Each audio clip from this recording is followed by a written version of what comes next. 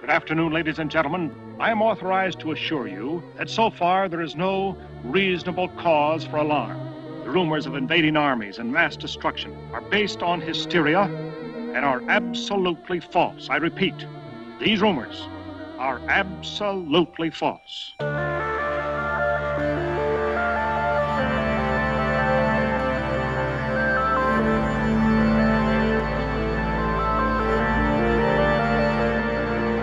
Welcome to Thoughtspeak, a podcast dedicated to the discussion of K. Applegate's 1996 book series, Animorphs. My name is Coleman. And I'm the other guy that talks. Some people call me Mitchell. This episode is brought to you by our Patreon subscribers. And in no particular order, we're just going to list off and thank those people right now, starting with The Geek Critique. Thank you very much. Spencer. Spencer is helping us. Thank you, Spencer. Empathic Twitch. Thank you very much. Dan, always a long time Patreon at this point. Long time, Dan. Pleasure having you with us. Oh my God, what is this? J-Leo? J-Leo. Thank you, J-Leo. Haleo? Beats me. But thank you for your contribution. Ben Freeman, we appreciate it. David C., thank you. Jennifer Baker, thank you so much. Longtime subscriber, that Jennifer Baker. Thank you. James Miola. Thank you. Graith. Graith. What is that? What is that, Greek? I'm not sure. He's got a picture of a tiger, though, so I assume he's a Indian tiger. Well, thank you, Mr. Graith, the tiger. Dominic Ahin, thank you. Thanks, Dominic. Dan Zander. I like that, just rolls off the tongue. Dan Zander. Well, I like that. Dan Zander, look at who the email address is. Dan Zander, thank you very much. We're very familiar with you, Mr. Zander. Oh, absolutely we are. Daniel Martinoli. Thanks. Daniel Martinoli. Thank you. Nita Labrada Gaffaro. Wow, we should have read this list beforehand, but I think I did that one pretty well, actually. I think you nailed that. I think that's totally her name. That's the Hispanic in me, I think. Michael Blomeke. Blomeke? Sure. Is that it? Blomeke. Okay. Bloemic. Thank you, Michael. Thank you. Thank the entire list of people. They are our Patreon subscribers. If you wish to join the ranks and be mentioned and thanked personally, every episode we're going to do this. Just check out our Patreon, patreon.com/Thoughtspeak. And those different subscriber levels, not only are they cool because you pick which part of the Yeerk Empire you are, which, that's a mixture of Hork-Bajirs and Taxons and even Jed controllers. Different rewards for each level have you interacting with us as hosts in different ways. So just for the subscribers who we just mentioned, the last four. Levels, the last four, we're going to be doing a post-episode discussion with you and watch your emails because we're going to set a time for that and invite you to come discuss the last book that we just went over and reviewed with us personally. Oh, the discussion is for the last, 8 people, you said. Oh, okay. Well, they know their rewards levels. Just everybody watch your email, and we'll be sending out an invite to that fairly soon. Yes, exactly. We're just kind of working out the nuts and bolts of how to actually host an online discussion. I've looked into some online chat options. Google Hangouts is a popular one. There's another free one that I like called Chatsy. So we'll take a look and see what works best. If you have any suggestions, our $5 and $10 subscribers, please chip in the ideas. Speaking of suggestions, we also are looking into bringing back private Thought Speaks for our Patreon subscribers of a certain level, and they'll get those as a bonus reward for subscribing and helping us out with the show. And we need suggestions for those. We want it to be a little more focused, a little more Animorphs focused than in the past. In the past, we just kind of rambled. And that's right. The idea initially was to give us, our listeners just a look at one of our private conversations that's really about nothing in general, where we just kind of ramble. And I like the idea of giving you guys additional content. I really want to record more and be able to give you more. And I think it would be much cooler to get you all involved. So the last 4 people, Dan Zander, Daniel Martinoli, Nita, and Michael, submit some topics for us or questions, and we will debate them for, as long as it takes us to in a private Thoughtspeak that would be recorded at the same time we record these. Send us a message on Patreon or email us at thoughtspeakcast@gmail.com. You can also jump on Reddit when we post the episode discussions, and just let us know what you think would be interesting for us to go into in a private Thoughtspeak. And these questions don't have to necessarily be Animorphs specific. As you're all quite aware, we have a large many interests, and we are often off on tangents discussing different topics. So feel free to include pretty much anything that you want to know about. If you want to know what Michael Grant's voice smells like over Skype, we can answer that. Coleman can. I did not have my Smidgen adapter hooked up. We also wanted to go into briefly, we've seen a lot of discussion on Reddit after our last episode. We want to talk about a couple subjects. First and foremost, the fact that we kind of mixed up the format of the episode last time, and I want to say it's not going to be a regular thing. Whoa. Our format is constantly evolving, okay? All right. Yeah, but I think a lot of people do come and listen to the podcast because they haven't read the series in a while, and they do want to know what was going on in specific books. And last episode, I threw caution to the wind. I didn't have a lot of patience for that book's plot, which I know there's going to be other books like that.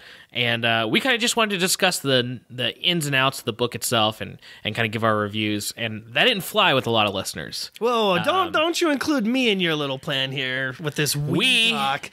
You're the one who said, hey, forget about all the individual scenes that comprise this book, and let's talk about Marco's feelings. That was you, buddy, not me. I enjoy dissecting these things and looking at them really on a scene-to-scene basis and discussing, okay, this is what this book brought to the table. Why did they give us this bizarre scene of, the team running through a water park or whatever it is?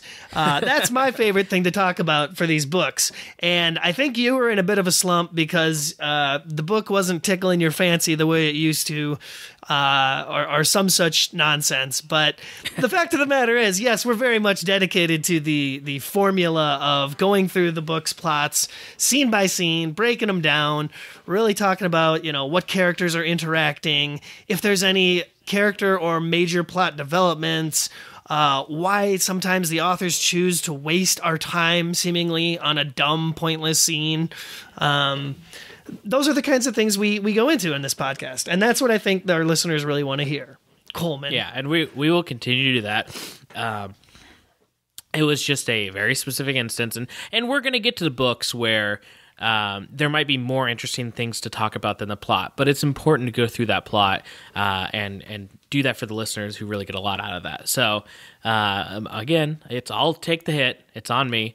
And we will keep that in review for future episodes, including this one. Sure, and I would go as far as to say Reddit user, I don't know how to PM, very active Reddit user, wrote up a very big post about that specifically, and I'm not going to take the time to read it all, but I just want to say I agree wholeheartedly with you. I don't know how to PM.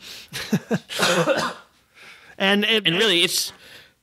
Go ahead. It's just a button on the sidebar to PM somebody. It's really easy to find. Oh, a joke about a username. How clever.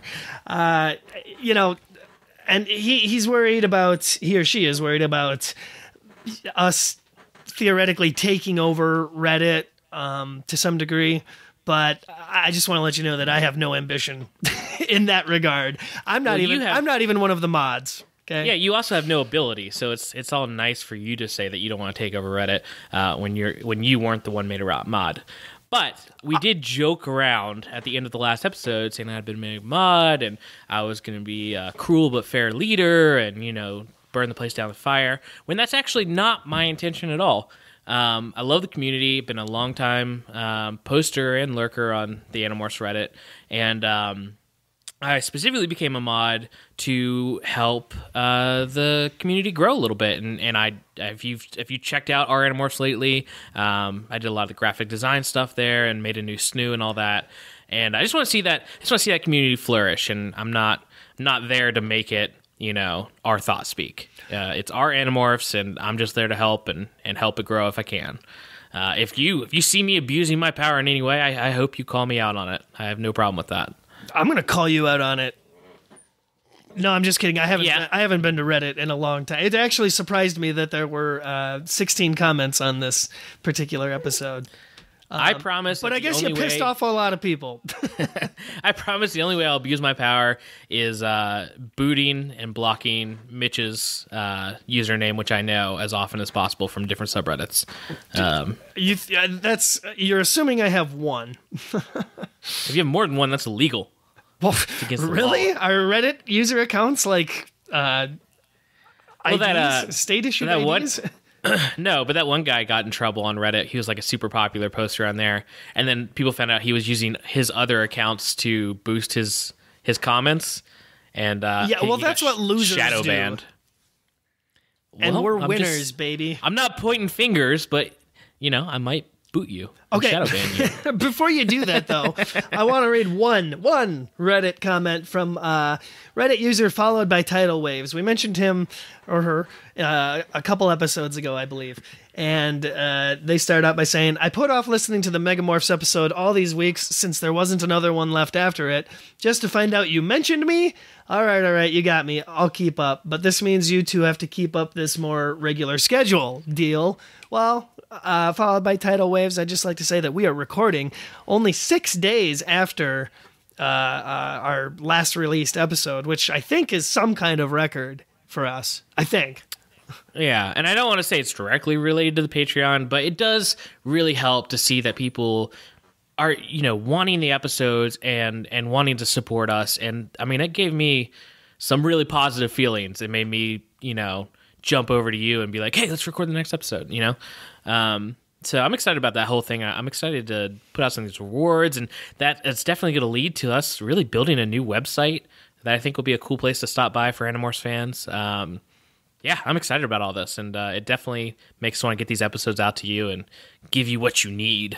Exactly. If I could bring up one last thing from the Reddit posts, just Reddit user Subvisor says, I want to reiterate the point about the summary that others have made. To me, the summary is the podcast. Without it, there would be no reason to listen. So, boom, right there. That's all that needs to be said. Thank you, Subvisor. I thought we were just affable personalities that people just wanted to hear us talk, but I guess not. I guess they're just interested in this whole Animorphs thing.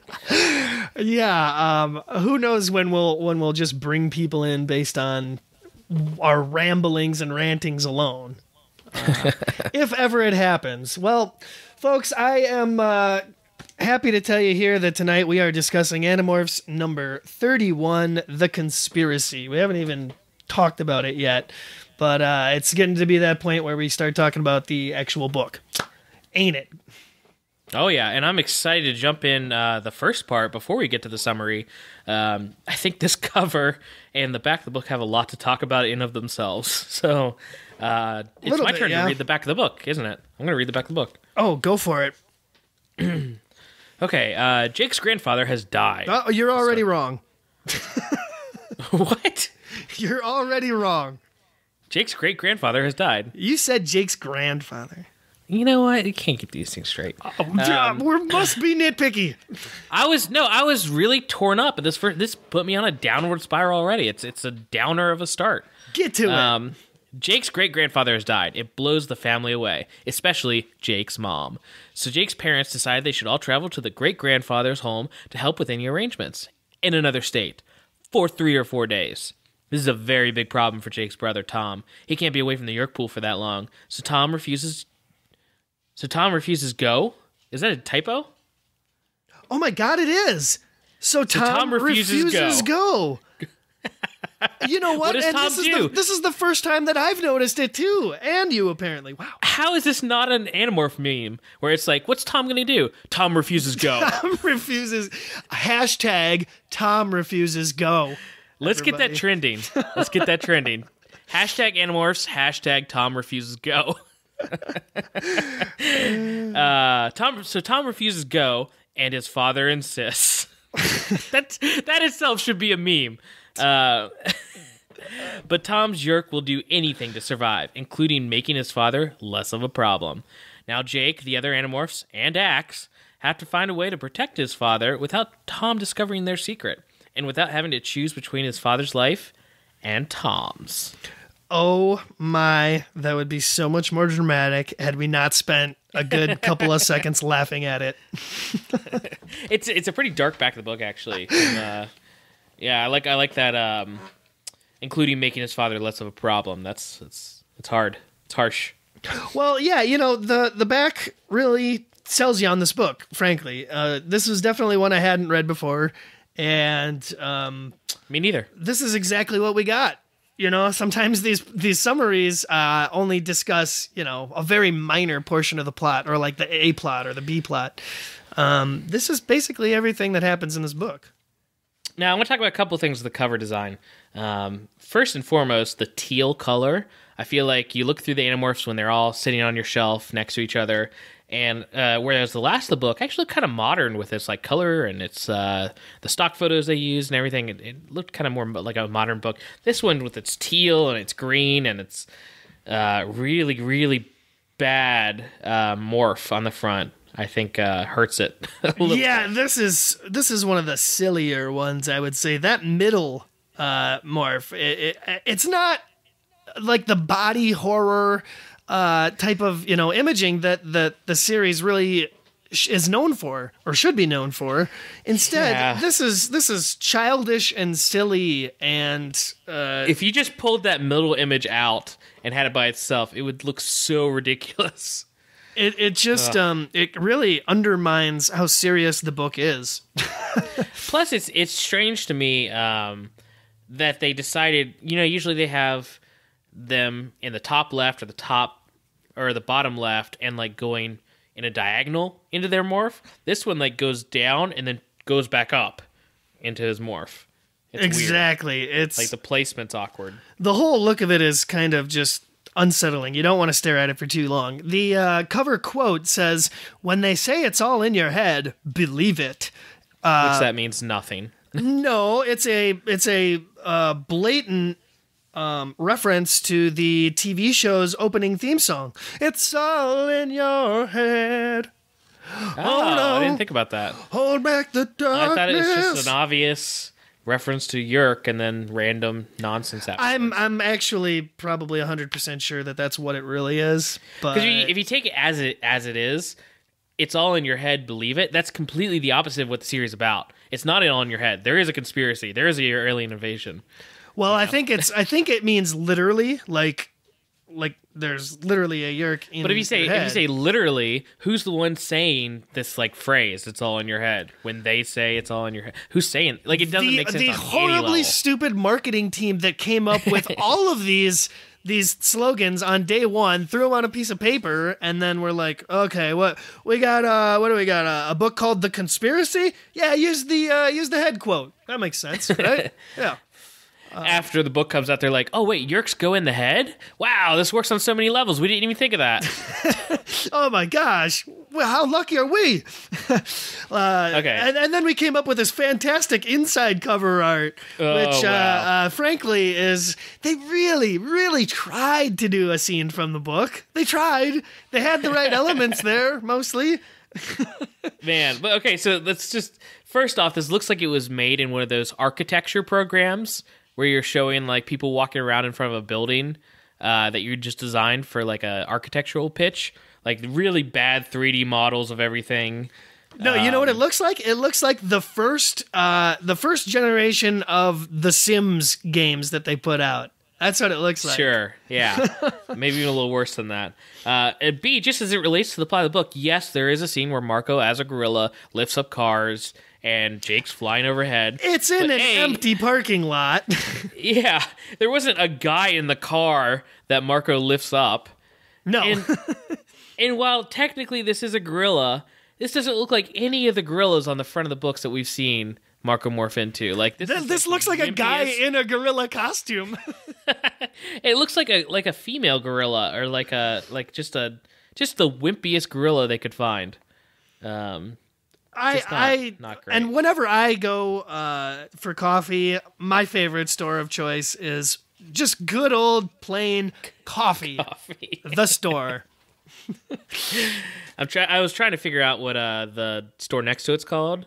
Like Franklin's, maybe? Something collector's edition, it looks like, is what they put on there. It looks like, really, they just put random text, kind of. Yeah, that's possible. So that's the outside of this thing. Yes, terrible. Let's talk about the inside. Going on the inside, so really that scene that we just kind of mentioned is what we get right off the bat. So the inciting incident happens almost immediately, like the back of the book describes. Jake comes home one day to find, his mom is distressed because Grandpa G is dead. And of course this means that, they're going to go stay with the rest of their family in this cabin that's upstate or in a different area. It's for some reason it's outside the reach of Cassie's woods. And it's too far away, which presents this problem for Tom's Yerk. And in that first couple chapters, you get Tom, figuring out that this is not good for him. He's upset about it, and he calls his controller goons in right away to take out his dad, who or to figure out something with. And it's interesting in this first part because you have Jake finding all this out. His mom's like jumping in a cab, running away, and Jake, he wants to go talk to Cassie, which it's an interesting thing. They keep talking about how Jake wants to talk to Cassie throughout this book, like it's going to lead to like a really cool scene at the end with him and Cassie discussing his feelings or something. Never happens. No, and I will admit up front that that's the thing I liked about this book, is that they are further driving a wedge between Jake and Cassie. Cassie's changing as a character. She's not quite that source of reliable morality for the team like she used to be, like she wants to be. Mm-hmm. And it's definitely putting a strain between her and Jake now.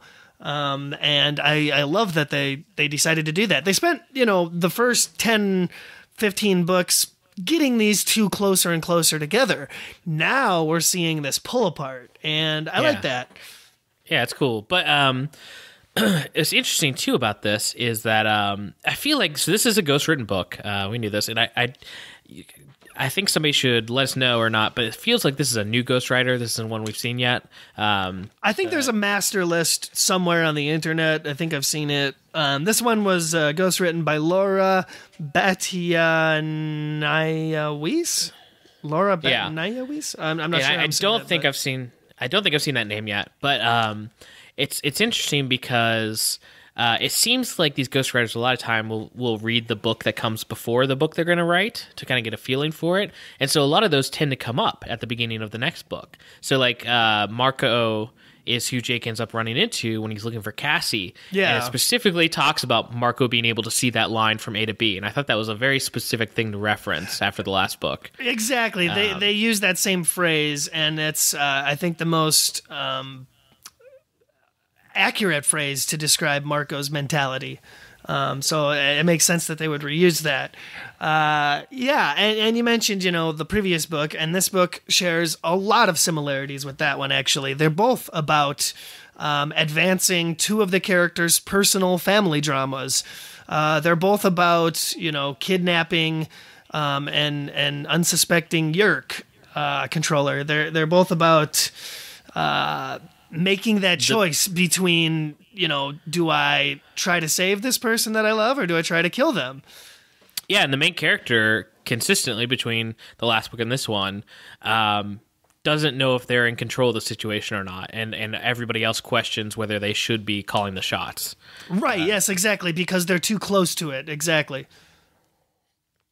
So Jake meets up with Marco, and Marco immediately tells him, like, wait, you left them alone? Like, Marco sees the problem. Even though Jake at first sees this as an opportunity to maybe even save Tom, Marco sees it as what the book actually ends up being about, is that Tom's going to go on the offensive and try to deal with the situation. And so, that's a good point to point out, is that, Jake at first is like, oh, good, we're going away. Maybe his Yerk will just starve to death. Haha. And as soon as he explains the situation to Marco's like, we gotta go. We better watch him, And it's a good thing they do, because Jake's dad takes off. They need Eric's help to locate him. And there's a note left that they find in the trash, because Tom's Yerk is trying to cover his tracks, but it basically says that him and his dad are going to go to a meeting of the sharing, so that his dad can explain to the sharing guys why he can't help out this weekend with whatever, Yeah, actually, a very good excuse. Tom's Yerk has a number of plans throughout this book, and some of them I liked and some of them I didn't quite as much. But this is what I thought he should have been doing the whole time, is, trying to lure his dad into a area that is under control, and then just make him one of them. And then the problem could be solved through that way. And there's definitely different parts of this book that I think reach a little higher than other parts. And I think this first scene that we saw before, where we just were, where Tom is like really throwing a fit with his dad about going off the weekend. I really liked that scene. I really liked Tom's Yerk having to act like a kid and just be like, my plans are messed up with my friends or whatever. I've got this dedication. My word is important, blah, blah, blah. I really liked that scene. And now, obviously, Jake and Marco getting back and seeing that he's taking his dad to meeting the sharing. They know what that means immediately, and they go full into crisis mode. And like you said, they contact Eric, which this scene didn't work as well in my mind, with them talking to Eric and Eric talking about the auditory data that he's figuring out. Yeah, exactly. He analyzed, because they call either Tom or his dad, and they try to have Eric decipher from this background audio where they're heading. And it's all meant to, build tension and drama, and everything escalates very quickly. Yeah, but I think in this, like Eric, the way he talks, he's almost like Robbie the robot or something. Like he's like this. It's like someone who was told that the Chi are these robots, and so somebody wrote them from this like old school sci-fi. Yeah, we're gonna decipher the auditory data and compress it, or I gotta say, it wasn't all that memorable to me. The way that Eric was included in this particular story, I don't even know that he was entirely necessary. I think they could have come up with something different, so to speak. They shove him into a couple parts of this book where very easily, just it could have been the Yerks or something else. Like they didn't need Eric in this book at all. No, it's like they told the ghostwriter, and there's one character who's like this android who does hologram stuff. He's really useful. You can use him. And they're like, oh, okay, I guess I'll put that in there. Not to mention the fact that Eric has been in like every single book for the past like 5. He really is. When we got into this reread, Eric to me was like a faint memory. Like I remembered his specific book, and then, like you said, I think long ago, I remember him popping up every now and then to give him like little bits of intel and stuff, and it was very secretive and cool.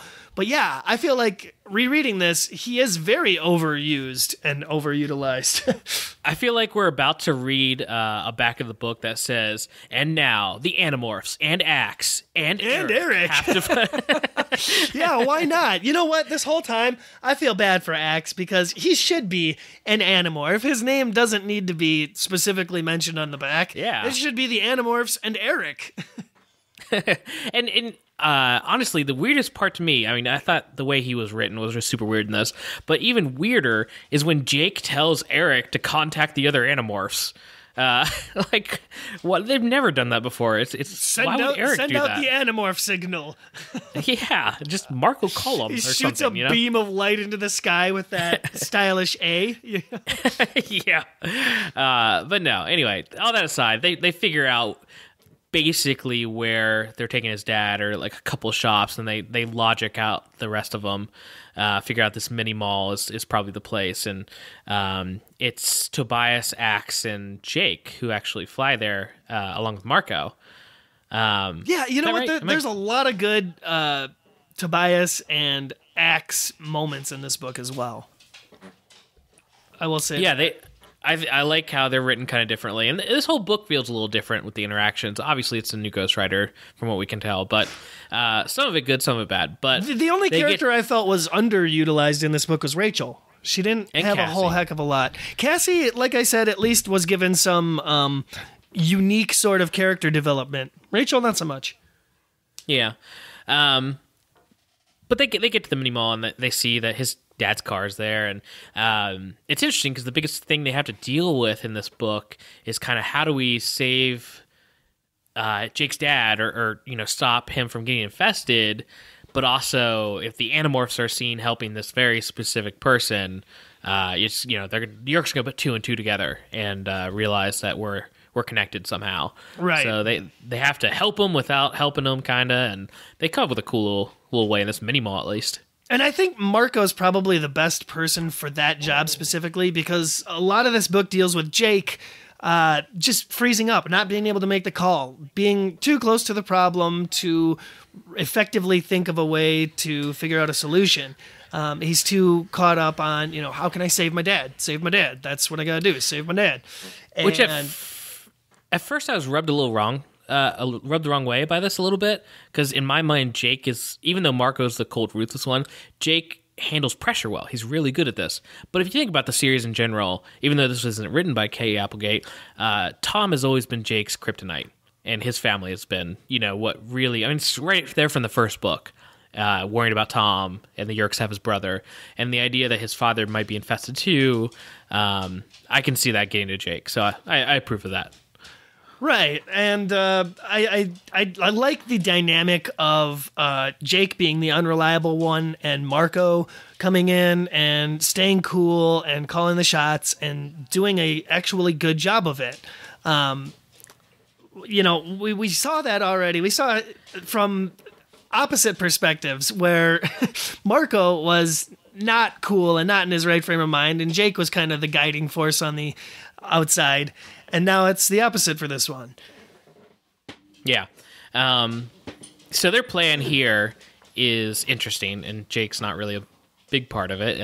Marco comes up with it, of course. And basically, they start... This mini mall parking lot's pretty empty, and they've already seen a couple people go into... There's a Starbucks that's still open, and the place they're actually using is... Do you remember what it was? A tailor? It was an old folks home. There was an old folks home. Well, they didn't go to the old folks' home. There was in the mini mall itself, it was a Starbucks and some kind of almost like a Circuit City clone.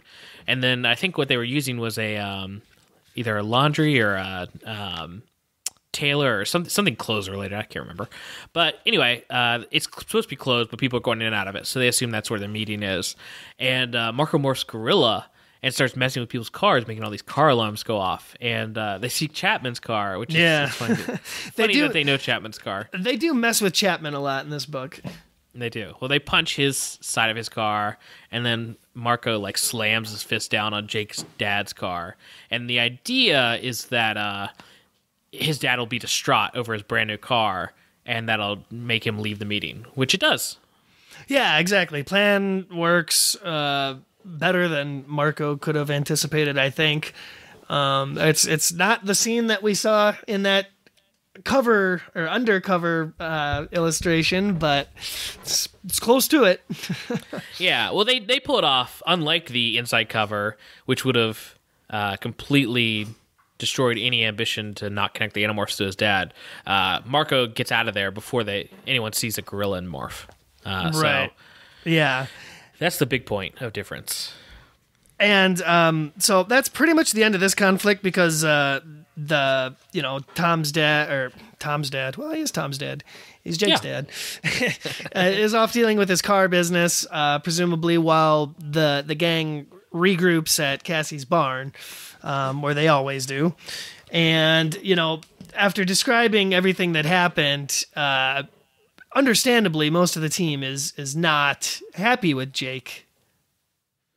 Yeah, he's taking a lot of risks, and that's going to be a theme throughout this book.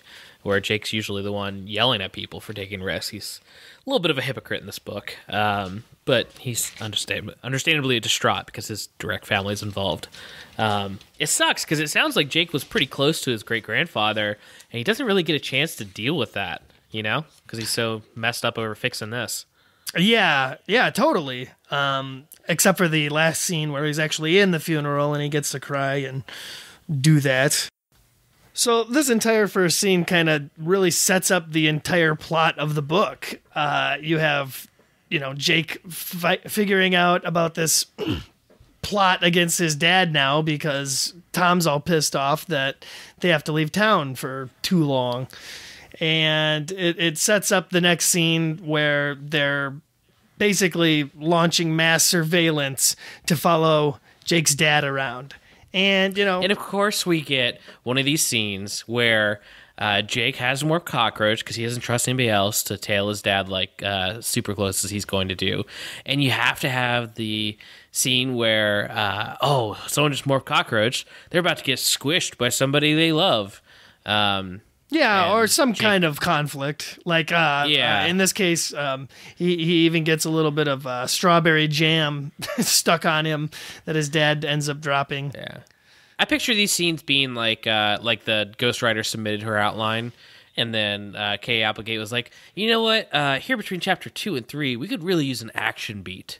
Go ahead and write something real quick. Yeah, it's very much kind of the filler action to just sort of take up a couple pages or maybe the better part of a little chapter.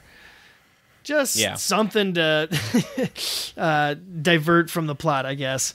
But this whole scene really feels like it doesn't amount to much anyway because they spend the entire day driving around. Well, Jake's driving around with his dad and hitching a ride in his pant leg and stuff. And he goes to his job, and you have this nice little setup or it's not foreshadowing, but it's a smoking gun in the room where you have this bearded guy watching Jake's dad park in a parking spot, a very particular parking spot. And it kind of seems like it's setting up a scene later, like this guy might be a controller, or he's kind of just described as like a big brawny bearded guy.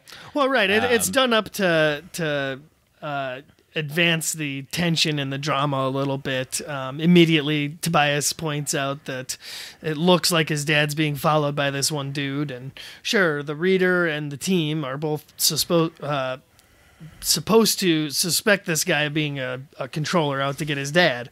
The scene ends with him, of course, that not being the case, and the dude is just some angry pedestrian mad about his dad taking his parking space. Yeah, and, after that, there's not too much going on other than them just watching his dad at work and seeing, running off to the bathroom and morphine every 2 hours. The slow mental breakdown of Jake as a leader. And honestly, after the last book, I was waiting for Visitor 3's Hork-Bajir to bust through the office door and start a fight. Yeah, well, and judging by some of the Yerk's tactics for, their way of taking out a guy, one single guy, that might be one of their master plans, something as simple and stupid as that. Because they don't get much smarter than some of the things that go on in this book. But when they get to the end of the day, his dad's heading out, and that same, shady-looking dude is still in the parking garage. I don't know if he waited there, like camped out all day, or if he just, knew when his dad was going to get there and when he was going to leave. But he, this time he's heading to confront him, and that puts the rest of the Animorphs, at least the ones who are nice enough to show up to this scene, that puts them on the offensive. Yeah, Jake is certainly breaking down as a leader. He's making some reckless decisions, and he flat out is unable to make a call here, in particular in this instance. And it's a good thing he didn't, I guess, because if he had told them to attack, they would have ended up killing or hurting or injuring this guy who is just a guy, not a controller. Yeah, just a guy who's really weirded out by, he's like a real overreaction to a unreserved parking space situation. Just really strange. And there's a lot of good scenes in this book, like the next one where it's just Tom and Jake are at home, and it's like kind of a battle of wits almost, because Jake has to pretend like, he doesn't know anything about his brother, and his brother obviously doesn't know anything about him yet, which is another big problem in this plot, is that as the plot goes on, the team is kind of trusting Jake's decisions less and less, especially when it comes to stuff like Tom and things that might give them away. Case in point with this next scene where, he's still surveilling his dad at home, and Tom is apparently ordered a hit on his dad, and his dad's like unsuspectingly just out doing lawn work, chores. Yeah, and so the jerk's great plan here is to have Chapman come by and stage a drive-by where they shoot his father in the front yard. Not really sure how this is like the best they've come up with. As I'm going to discuss later, I mean, like, this is what the Yerks do. They take care of people. They infest secretly. They do like this. They make people disappear. Yeah, this should be their bread and butter. Instead, they have a wacky yet kind of dark scene where they're just going to shoot up Jake's front yard. Yeah, and it's like in broad daylight as well, Not the wisest of plans, I think, in terms of what they could do. And it makes me kind of question, like, what Tom's overall role within the sharing is, and how high from the, or I guess low from the top he is, and like how many resources they can delegate out to helping him in his cause. Yeah, and so Jake's plan to save his father here is, and the rest of the Animorphs are going to be incredibly angry when they find out this is what he does. He just takes his dad's place, like asks his dad if he can water the lawn for him, and just basically puts himself as a bullet shield in front of his dad, just expecting that the Yerks, who are already doing an incredibly dumb thing, won't take it a step further and gun down an innocent too. Yeah, well, what they really don't like is the fact that he's up on the top of his roof and in plain sight of some people, and he just morphs right there, or tries to morph anyway, and it's all quite reckless, and Tobias is warning him against it, and he doesn't even end up doing it because he demorphs and then runs down, and it's solved so easily by him just kind of, hey Dad, I'll take over here, and he waves him inside, and he's hosing something, and so he like sprays the hose at the car as it drives by, and it went way better than it should have. And this goes into how similar this book is to the last book, in that you have the protagonist, who's Jake in this case instead of Marco, who's dealing with a family situation where one of his family members is in danger or possibly about to be Yerk infested, and is just getting really reckless. And where Marco has, like, I guess the emotional scars of his mom being a Yerk slave for so long, and him thinking that she was dead so long, Jake has these newer emotional scars of having to live with his brother, who's a Yerk, or who's a controller. And, that's really putting him on edge with his father, and anything to do with his father, or just another family member being taken by the Yerks. So I can see why he's acting recklessly, but it's strange that the rest of the Animorphs don't equate this situation to the situation that just happened, except for a few throwaway lines by Marco throughout the book. Yeah, well, there's quite a few good lines of dialogue and character interactions between most of the characters in this book. And it's really interesting what they do with Tobias, making him kind of like the moral compass of the team. After this whole drive-by shooting situation, the team has a little get-together meeting. I think Rachel and Axe are absent because they're watching Jake's dad as they get together for this meeting. And you even get Cassie pissed off at Jake. You know, she flat out, what do you call it? Scolds him berates him, sure, for morphing recklessly and endangering everybody. And throughout this whole book, you get Jake, you know, constantly thinking about wanting to go talk to Cassie. And he never does, by the way. Yeah, it doesn't go anywhere. It's so weird that they it seems like they're specifically setting that up, and they don't do anything. Yeah, well, I think it's really cool that the beginning couple books of the series, we saw a lot of pairing up of Jake and Cassie and Rachel and Tobias. And now, you know, especially within the last couple of books and this one, we're starting to see them pull Cassie and Jake apart a little bit more.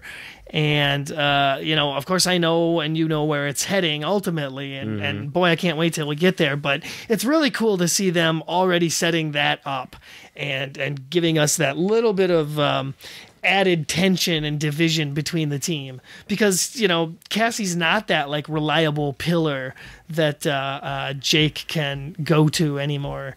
And in fact, it's like Tobias who speaks up for him in this instance where, you know, everybody's pissed off at him for losing his mind and not being able to give him orders and just starting to act more recklessly. You know, that's not the Jake they know.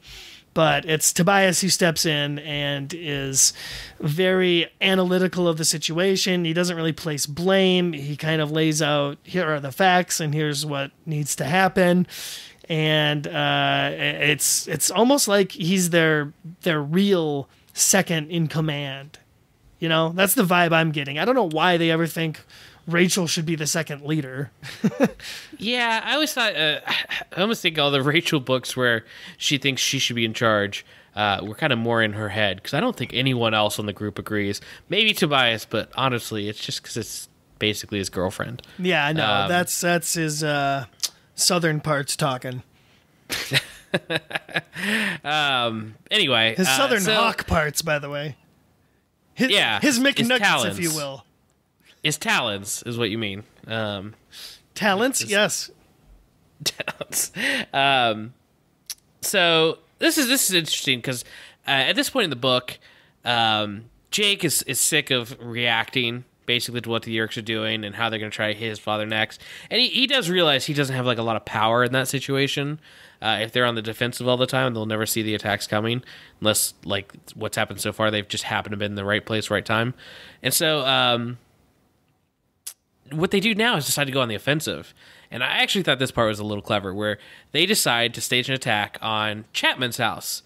And man, it's really using a blunt force to solve a problem. Well, yeah, this is kind of a smart idea, I think, for the team. Their plan, of course, being if we kidnap or are successful in kidnapping Chapman, who's a high enough ranking controller, that will divert them away from Tom's whole situation, and maybe that'll work.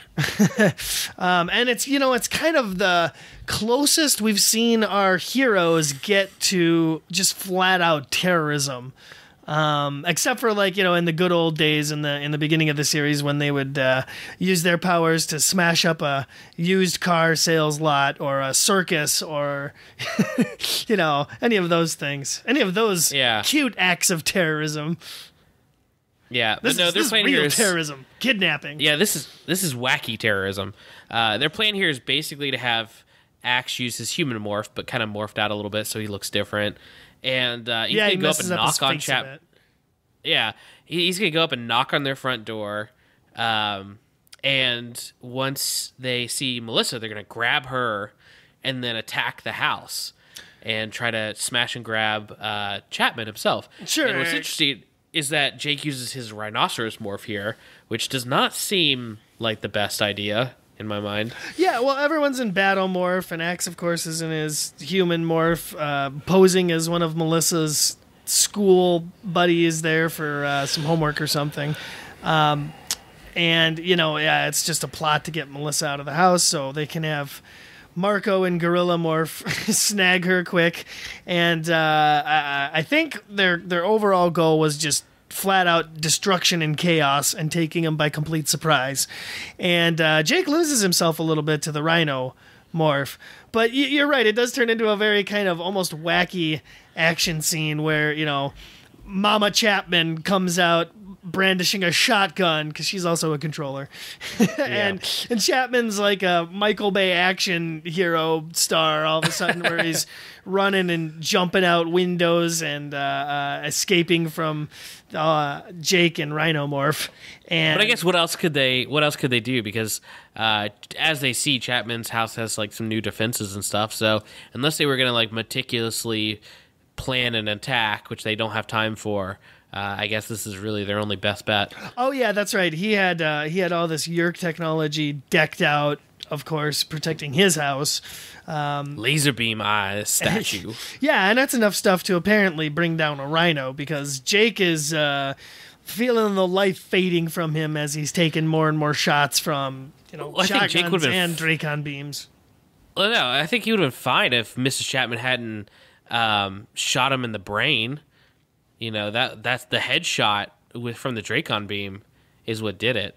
Chapman, male Chapman, Mr. Chapman, he's the only one who's using live ammunition as far as like a human gun. So, I think Mr. Chapman is what really did Jake in there, and then taking 4 or 5 more bullets to the face. Well, and they also shoot the hell out of Marco too in Gorilla Morph. When he you get a little moment where you think Marco's dead. Book's really trying to bring us on a roller coaster ride of emotions here. Well, it all happens so quickly, and Jake, chases down Chapman and loses himself a little bit and kind of wants to kill him for a second. It's Marco who has to step back in and kind of calm him down and pull him off. And Chapman obviously doesn't die. They go through with their phase 2 of their plan, which was to kidnap Chapman all along and hide him out in actually a house that's for sale very close to Chapman's house. It's nearby because they thought the controllers wouldn't look anywhere close by. Pretty smart for the team, actually. Yeah, and this is actually a pretty decent little scene, too, where you have Axe is being, not forced, but he's been asked by Jake to basically interrogate Chapman in kind of it's not a torture scene, but it's definitely something Axe isn't comfortable doing. Well, it's akin to torture, and it's definitely something that Axe feels very dishonorable about. It's not the warrior's way. It's not the Andalites' way. Well, he's threatening him with Kandrona starvation, which I guess is pretty bad. Yeah. It's essentially torture. It's Andalite waterboarding, or Yerk waterboarding, I guess. He leaves him there overnight to essentially think that, or make Chapman think that they're going to kill him. And they're hoping that this is bad enough that it's going to divert the Yerk's attention away from Tom's situation. And they specifically, if you remember, they leave glass on the floor, broken glass, so that Chapman actually has a way to get himself out, too. Yep. They totally plan to let him go. Another thing that really irks Axe is that Chapman will talk this up as a huge victory against the Andalite bandits, and he's going to lose even more honor, which he's all about the honor, man. Yeah, losing it's not good. Before we move on to the scene, I would just like to say that it's nice to see the Chapman family again. I've missed them. Exactly, yeah, especially together.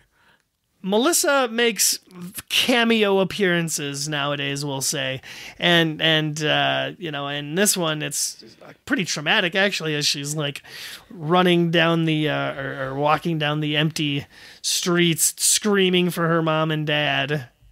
Yeah, that was kind of described, kind of horrifying, but it was pretty over the top.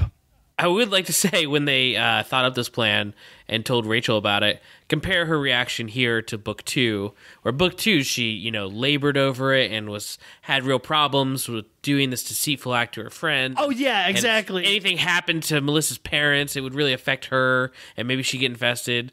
And here they tell Rachel their plan to basically destroy the Chapman household and kidnap Melissa for a bit, too.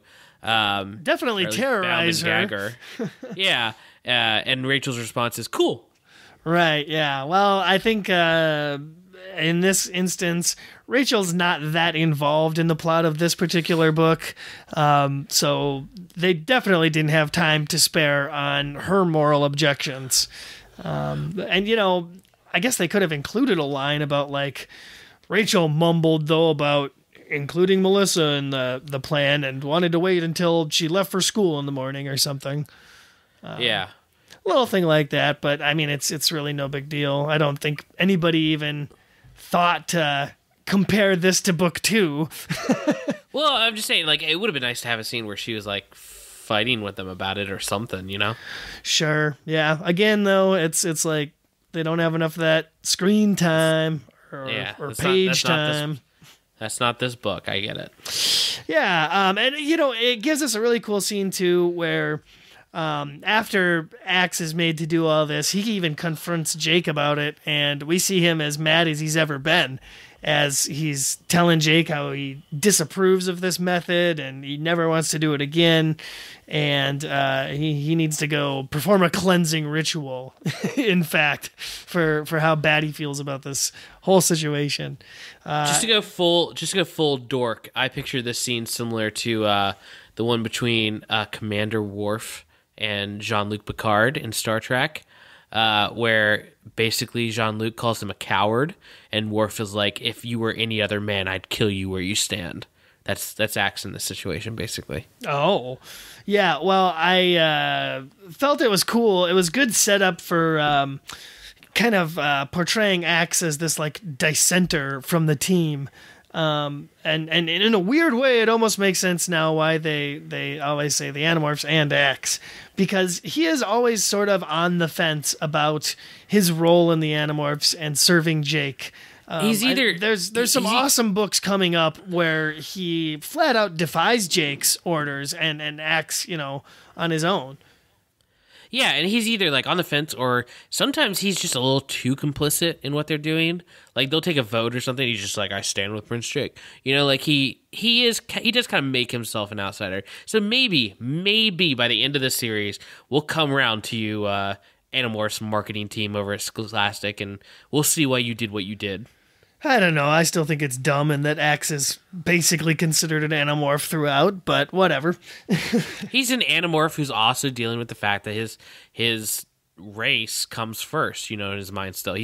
He was a warriorist first before he was an Animorph. So, you know, when those situations arise, yeah, of course he's going to have some issues with it, and he's going to go back to his training. Either way, it definitely makes their relationship dynamic more interesting. There was even a point where I think he called him Prince Jake, and Jake was actually too stressed out at the time to tell him, you know, the classic line, "Don't call me Prince Jake." They didn't have time for that in this book. So there's something different. I would just like once, and I'm sure he does this throughout some part of the series, and we just haven't gotten to it yet, like him to snarkily say Prince Jake. Like he's just adding it on as kind of like a sarcastic thing. He might at one point. I know that he, thinks he leaves the Animorphs a couple of times to join the Andalites that do end up on Earth later on. Oh yeah, I remember the book where he leaves the Animorphs. It's Axe, like, lost in the woods with a little girl, and there's, like, a jaguar after him. It's a good book. Yeah, that's what they all do when they decide to leave the Animorphs. Like that book 5, where Marco couldn't decide whether or not he wanted to be an Animorph until he discovered that his mom was secretly Yeerk hiding out in the body of a little girl, and a jaguar was after her. I didn't know if you were going to add the jaguar, and I was ready to do it if you didn't. Of course. You know how my mind works. With these stupid jokes. So now we get to the most pointless part of the book, where Jake and Tom and his dad are all going up to the cabin, which you would think would be an end to the hijinks, right? If his dad successfully gets Tom to go to the cabin, why would Tom still be after him? Oh, this book disagrees with that statement.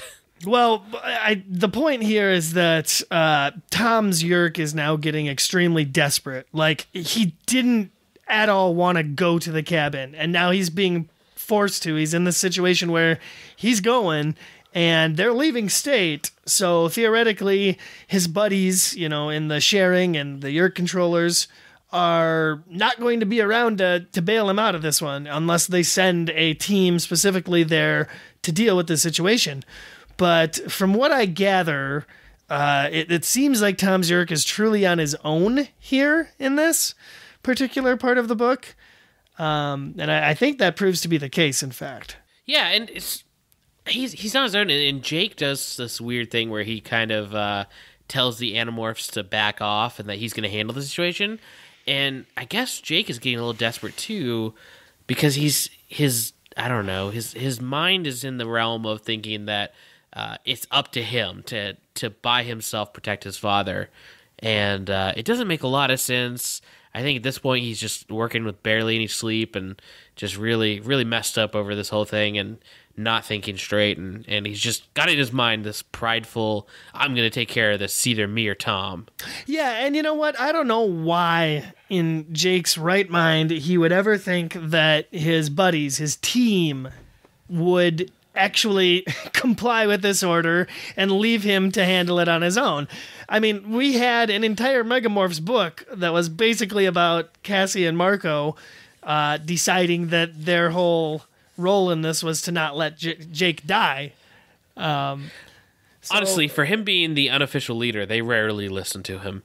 And Marco has been, just a heel and a thorn in Jake's side throughout most of this book, as he's calling him out for all the same crap that Jake called him out on in the previous book, which is, just another one of the many parallels between the previous book and this one. And honestly, book 30, book 31, both start with threes. Come on. The conspiracy? It's all there. It's all right in front of our face.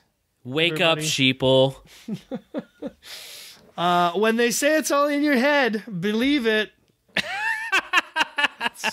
That's what this podcast needs more of. Just quoting the covers of the book throughout the episode. I think that should be on par with I Want That Book. Hey, everything changes, but not quite like this. Ooh, that's a little treat of what's to come, people. The rest of my books are far away. I can't get to them. Good. We don't need any more of that. Plot wise, this is a good transitionary period in the story. I mean, this is moving into the final act. Jake and Tom are like two, they're like Sherlock Holmes and Moriarty working against each other in secret and having to coexist at the same time. So we get, the scene of them driving up to the cabin, them riding in the car together, acting natural. The whole time Tom's actually complicit now, and he's like joking around, he's being a little more normal, which I think puts Jake even more on edge. Well, yeah, he's trying to make good with his dad for the time being before, he thinks he's going to murder him. Like you're saying, Jake's very on edge here as well. They are on their way to Grandpa G's cabin, of course, for the funeral. And as soon as they get there, they're greeted by all their family members, and they have to do all that, talking to family members, whatnot. And then they just have to wait it out in the cabin there until something happens. And it could be a really tense scene, I think, if they had a little bit more time to dedicate to it. But what they do with it, I think, is kind of cool, where they have Tom and Jake going through their grandpa's old stuff, his old war stuff, And in particular, they make a big deal out of his medals. And Jake has something really profound to say about his medals and what they represent. You get a great black and white good and evil scene of talking about war and what different war means, where Jake's coming at it as the guy who, just like in his actual life, he's defending his livelihood, his rights, his freedom, whatever, and that's why he's at war, whereas Tom is the invader. He's the evil force who is there to hurt and spite and take away freedom. So you get this interesting, I love how it's represented in objects. You've got medals given to someone for doing their duty, and then you have a dagger. It's just very metaphorical and representative of the person holding each object. So kind of a neat little writer's moment.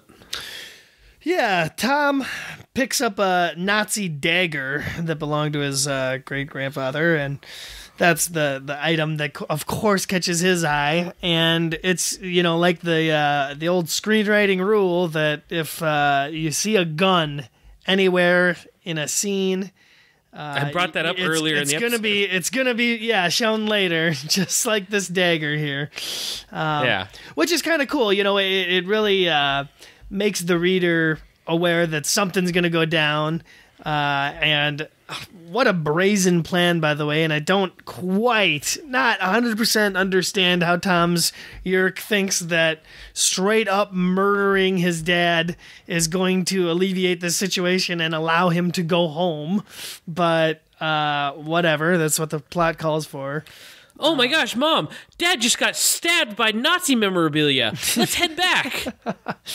Well, okay, so we have a little Jakey dream sequence here where it's very much like he's back on the World War II front lines, and it's the Battle of the Bulge, which is, of course, it's a story, a reference that they make a lot in this particular book. Yeah, and it's a story that his grandfather told him about Christmas Eve on the battlefield. Everybody knows that classic story about... well, I don't even need to say it because it's classic and everybody knows. Everybody knows it. Yeah, there's nothing to talk about. So the Battle of the Bulge essentially happened when both sides started singing Christmas carols right in the middle of their war. Mm-hmm. There you go. That's the quick wrap up. That is. But anyway, so yeah, Jake's imagining himself in this World War II scenario, which is pretty easy since he's been to World War II. He didn't make it. And he was dead. I love the callbacks. Yeah, he didn't make it there. I love the callbacks, though. You do have Marco mention that at one point in the book. Yeah, they very rarely mention Megamorphs books or the events that happen in them, but when they do, I get giddy. It's very cool. And in general, it's just cool when they mention anything from another book.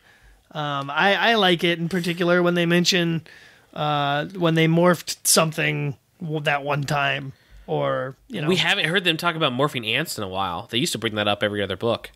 Yeah, exactly. They haven't. They've had other particular nightmares though. Some probably worse than Antmorph at this point.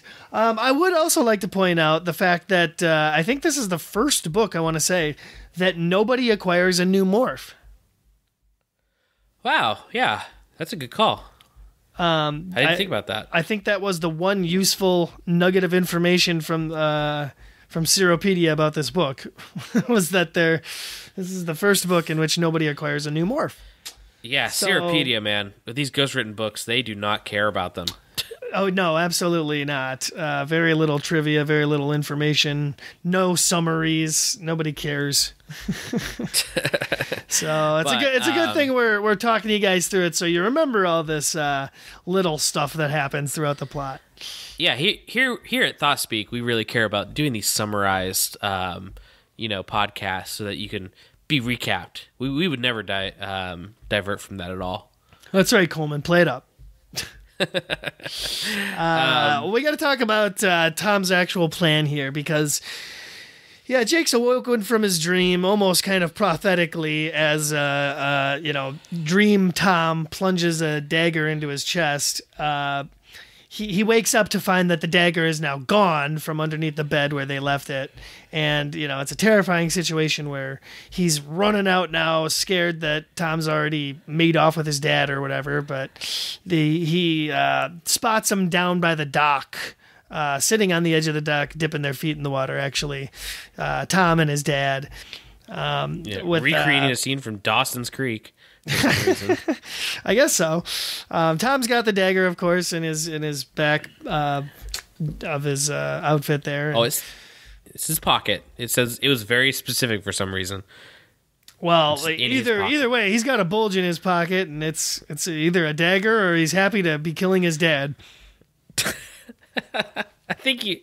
Okay, yeah. Anyway, So Jake goes into panic mode here, and he flat out starts morphing into tiger right there.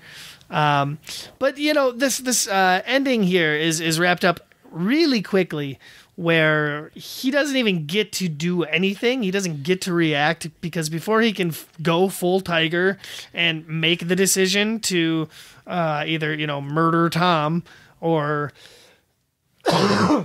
let his father be killed, he doesn't get to do that. Yeah, real quick though, do you think this might be the origin of the dream that haunts Jake at the end of the series, of him hunting down his brother as a tiger?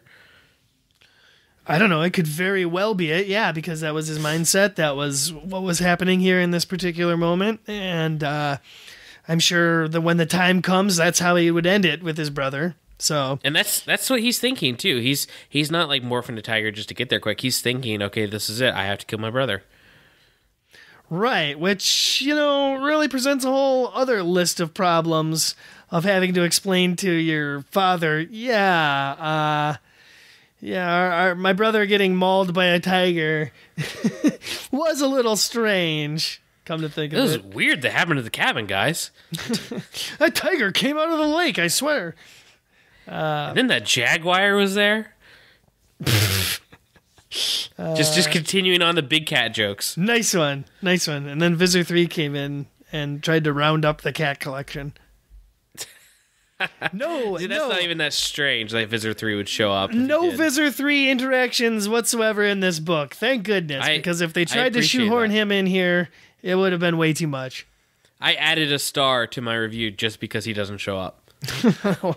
Wonderful. So very abruptly, before Jake even gets to do anything, the whole scene turns kind of chaotic. The dock is thrown asunder.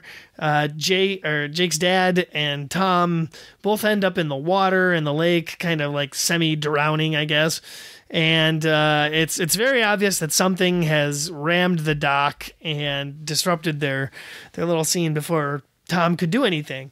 And then in the water, like, they're being moved around, and there's large things moving underneath the surface of the water, and it's just crazy. It's just a crazy scene. Well, yeah, and like I said, it happens very abruptly, and it's obviously the Animorphs' interactions here, and it's kind of like we're sitting on the outside watching them do a mission that we had no knowledge of. Because it's very obvious, when the team starts talking to Jake and explaining to him what's happening, and one by one, after this scene winds down and Jake's family wakes up, obviously, to all this chaos, and it's kind of weird how they get like the Chi involved to helicopter in to pull Tom out of there. Yeah, I don't know why the Chi needed to be in this book at all. All of these things could be done by the Yeerks, in a way to get Tom out of there, and it could be very easily explained.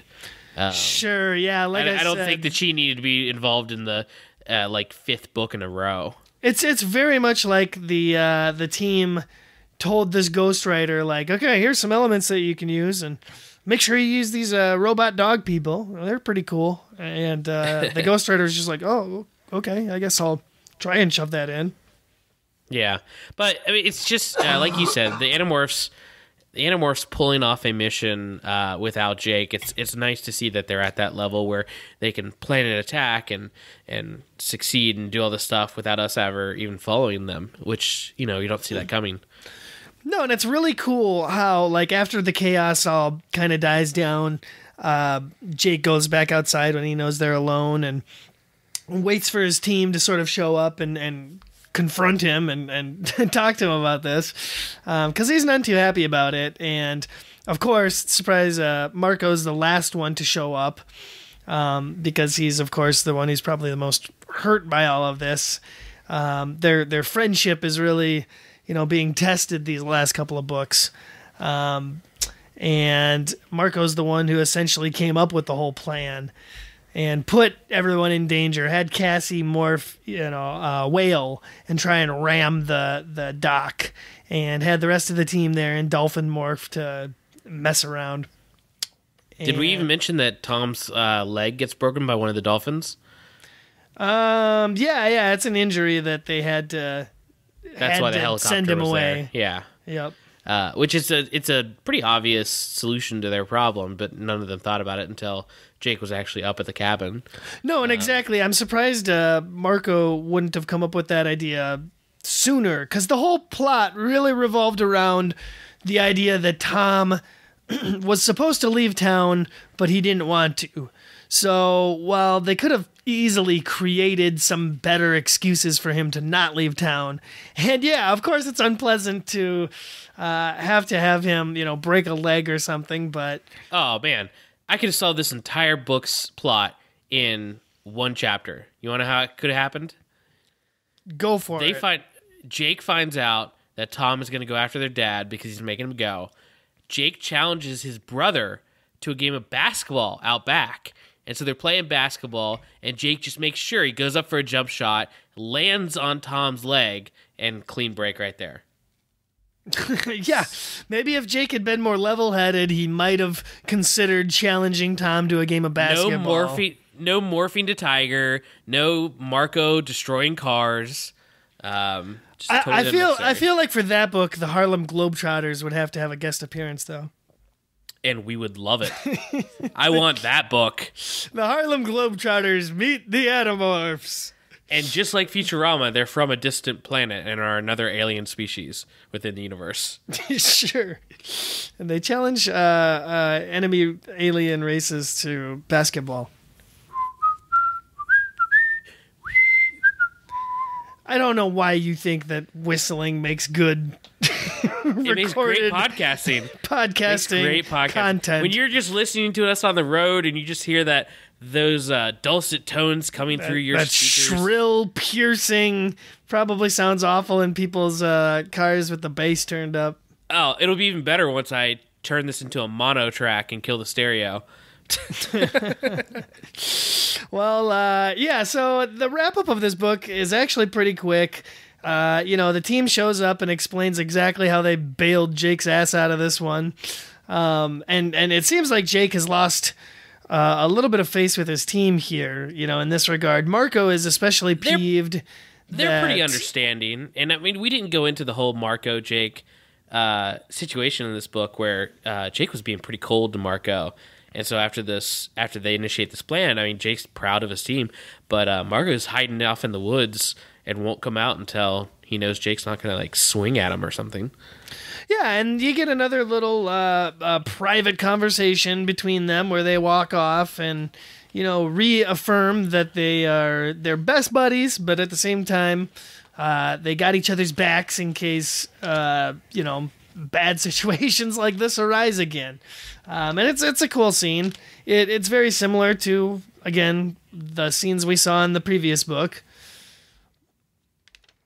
Yeah, and I mean, it's not as good as the scenes in the other books, like you said. I mean, I don't think so. It's kind of just done kind of randomly. I don't know. It felt like they needed that scene, so they put it in there, but I don't think it added much. Well, it's definitely a different vibe when it's Jake, who's the leader of the team, who is berating Marco for wanting to try and take control. It's another thing for Marco, who is supposed to be his number 2, and he's basically telling him that you're not being an effective leader, and I need to call the shots on this one. And of course, Jake doesn't want to hear that because he thinks his dad's life is on the line. So it's just a swapping of dynamics from this previous book to this one. And we get a final wrap-up sort of conclusion-y chapter where Jake gets to go to his Grandpa G's funeral and finally have his mourning period. And, I didn't think this chapter was super necessary. Well, it is, though, and it's because it really ties into the opening of the book and sort of the theme. And that is that, in war, you've often got to make really bad calls. You've got to sometimes kill people that you are either close to you, or family members, people you don't want to kill. And it makes Jake understand his grandfather's point of view, especially when he told him he had an old soul. He understands that now more than ever. And he also feels more strongly about metals. There's a great line from the book. Well, I'd like to read an excerpt. I love it. It would tickle my fancy if you read it. Tom had dropped the Nazi. Apparently, I'm in Inglourious Bastards. Tom had dropped the Nazi dagger in the water when he'd been knocked off the pier. Holy shit! You're starting from that far back? Yeah, I'm going to. Calm down. Okay. It could have already been over. Well, now I'm gonna start somewhere else. Well, I thought you were gonna take it from metals, but okay. No, whatever. I'll start closer. I always knew he'd been a hero in the war, talking about his grandpa, that he had medals and all, and I'd wondered why he didn't put them up in a display case, show them off for all the world to see. But I was a little wiser now. Medals aren't so simple for the people who earn them. Every time Grandpa G had looked at those medals, he thought about the things that had happened, the things he'd seen others do, the things he'd done himself. I know he was proud of being brave, proud of doing his best for his country, but I also know why the medals were in a pouch, in a footlocker, in an attic, kept far out of sight.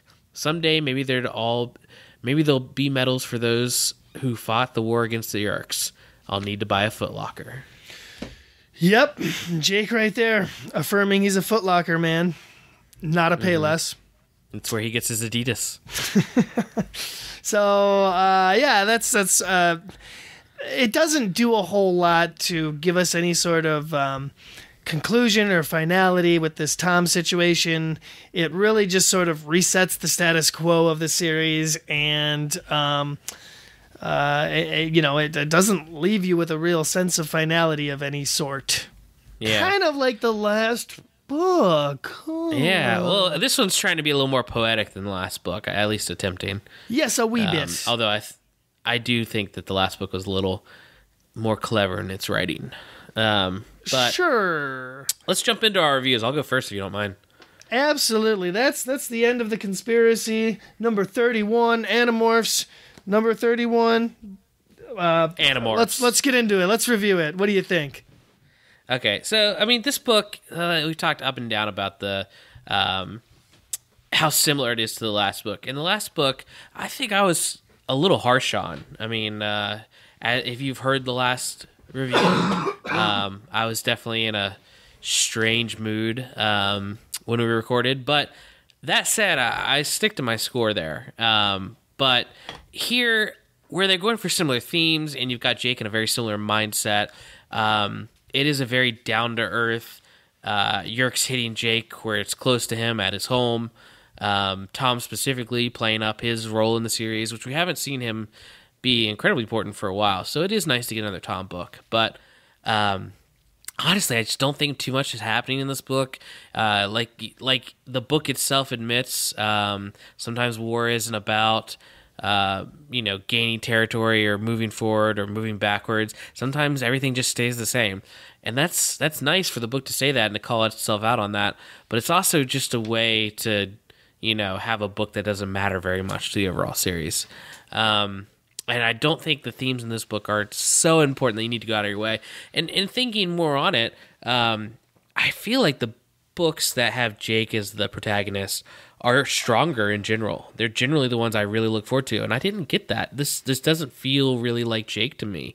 He's not acting like himself, and there's valid reasons for that. But you lose a lot of that oomph when you get a Jake book where he's not trying to be a leader and struggling with leading the Animorphs and being strong for his age and all of that. And he's just terrified because then it could have been any of them. It's not that interesting a perspective. So while I am glad that Visitor 3 didn't randomly show up, I don't think this book is that much to write home about, and I give it 2 out of 5 drive-bys. Excellent. Yeah. I gotta be honest, I'm right there with you on this one.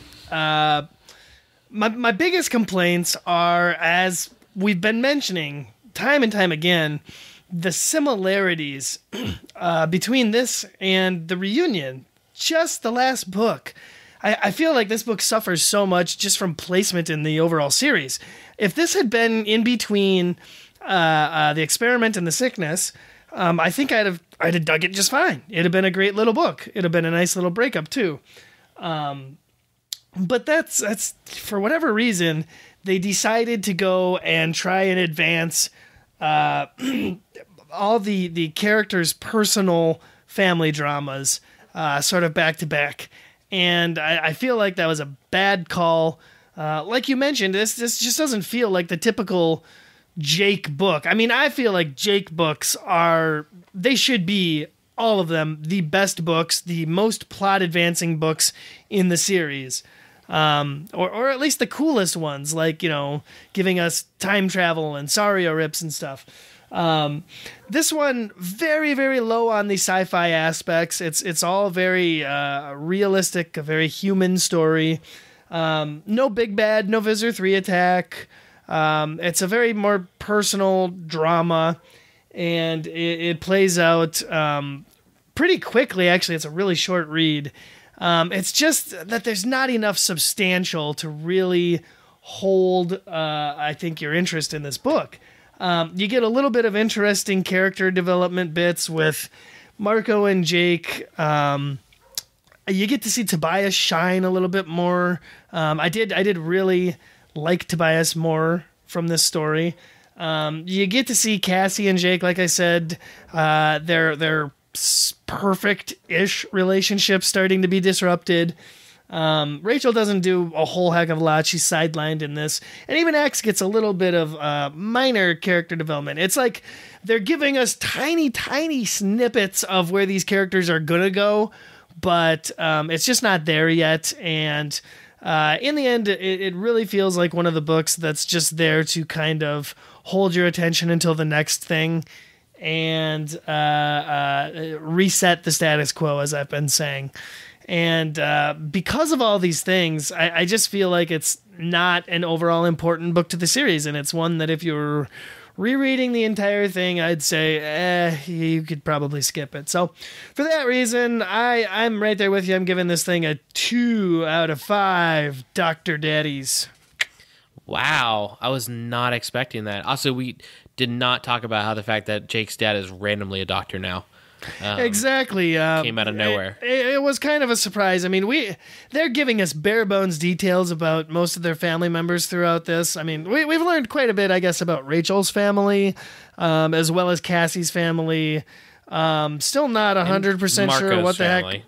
I don't know what Marco's dad is really doing, other than he works with computers. Yeah, I guess it's true. He's a computer guy. Could be like an engineer or something. We know absolutely nothing about Tobias's aunt and or uncle. Other than that, they're jerk bags. Yeah, which is really just a pretty vague description. They're negative types. Let's not talk about them. But yeah, I mean, I'm actually really surprised that you gave this a 2 out of 5. I thought you were going to be a little more positive about it, but I guess it's not really. I'll be honest with you. I was on board with giving this 3 out of 5, but the more and more we talked about this thing, the more and more I realized how completely insignificant this book really was overall, and how ready I am to move past it onto something different. And it's actually exciting because the next book we're reading is one that pulls the Applegates out of retirement, so to speak, even though this is the one they came back for. Yeah, they've been working on, Everworld and whatever, and still doing the outlines for this series. But for whatever reason, book 32, The Separation is the one that pulled them out. Book 32 is their magnum opus. Coincidentally, also one that I don't think either of us have read. Nope. So that should be interesting. It's one that I hear mixed reviews on from most of the fan base. I feel like our scale is changing. Like I think we're pretty fair reviewers, but some of the books we gave like a 2 or a 3 to towards the beginning of the series, I bet we'd rate those higher now. And as we get further into the ghostwritten books, we'll look back at books like book 31 and be like, man, that was a 4-star book. Who knows? I mean, it's really hard to tell what we're going to think of each book as we get to it. I'm mostly optimistic because I think I'm going to enjoy the bulk of the series. I really do. And I don't anticipate giving any scores lower than 3. I really don't. It's just, this is one that in particular, after reading it, we really struggled to stretch out talking about the plot because there's so little substance here. I do my summaries, and this one was honestly like 5 sentences to summarize the plot, ultimately. And we want to give you more content. We want to talk about things and really flesh things out and discuss stuff. But like I said, this one's not giving us a whole heck of a lot to grasp at here, other than minor character interactions and the fact that, I'm talking about war sucks. Yeah. But anyway, that's our book 31. I am looking forward to book 32. I do want to see what story it's possible that the Applegates just needed to get a book done really quickly, and that's why they did book 32 themselves, and they didn't want to have a middleman with the ghostwriter. But either way, I've not heard great things about it, but I'm definitely open-minded, and I'm looking forward to read a book I haven't read before, so that's always great.